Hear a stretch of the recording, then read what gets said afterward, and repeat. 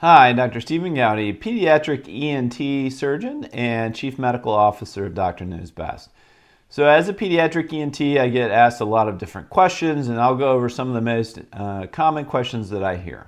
The first one is earwax. Do I need to clean my child's ear? The answer is no. The ears are not dirty. Earwax is normal. You may not be aware of it, but everybody has a little bit different earwax, where some people will have very dry earwax, other people will have kind of moist, thick earwax. And so that's normal. It protects the body. In general, it doesn't present a big problem. Obviously, for us, if we're looking in your ear, if your child has an ear infection or so on, then we may have to clean it out. But that doesn't mean that you're a bad parent and they're not doing your job. So earwax is totally fine. You don't need to clean your kids' ears. Definitely don't use Q-tips because that just packs the wax in there. Number two, the color of the mucus of my child's nose indicates whether they have a viral infection or bacterial infection. That's not true. The mucus from the nose really depends on whether it's in response to allergies, it's a viral infection or a bacterial infection.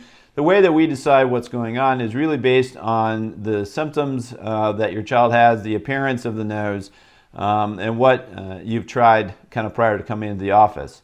So clear mucus can be viral, it can be allergy. Thick yellow mucus suggests that there's white blood cells in it. And again, white blood cells fight viral infections as well as bacterial infections.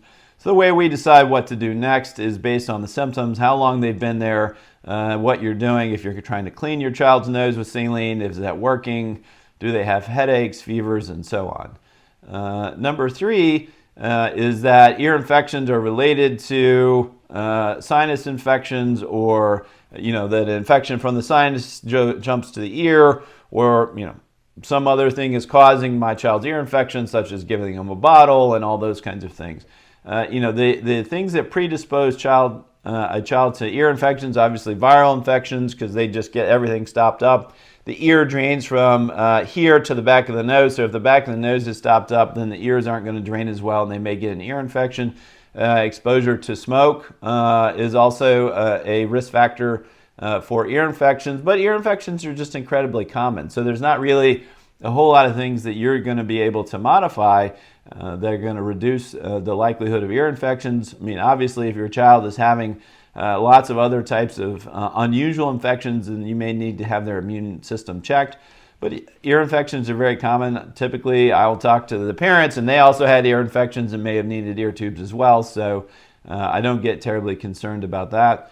Another thing that people talk to me about is snoring. So snoring is not normal. If your child is snoring, we need to investigate that. It's particularly if they have big tonsils, big adenoids. Signs of sleep apnea would include sweating at night, moving around the bed at night, wetting the bed, symptoms or signs of ADHD. All of those things may suggest that your child is not sleeping as well as they could, and that we would need to either do a sleep study, or if they have really big tonsils and not a lot else going on, we may need to do surgery. And then the last thing is kids that are playing with their ears or covering their ears, do they have ear infections or hearing loss? And the answer is no. A lot of kids are just sensitive to noise. That loud noise, that really high input of running the vacuum cleaner or a car or a motorcycle kind of starting its engine. A lot of kids will cover their ears, and then families may think they either have ear infections or they have hearing loss, where actually they just have really great hearing. It's a big stimulus, and they don't like it. Certainly if your child is very sensitive to lots of things, including noise, then it may be something to consider in talking to your pediatrician. Are there other kinds of sensory things that are going on that may be affecting your child that you would need to get them worked up for? So in general, there's a lot of common things that we see. I hope that this information is helpful to you, and follow us more on Dr. Knows Best here to get more great tips.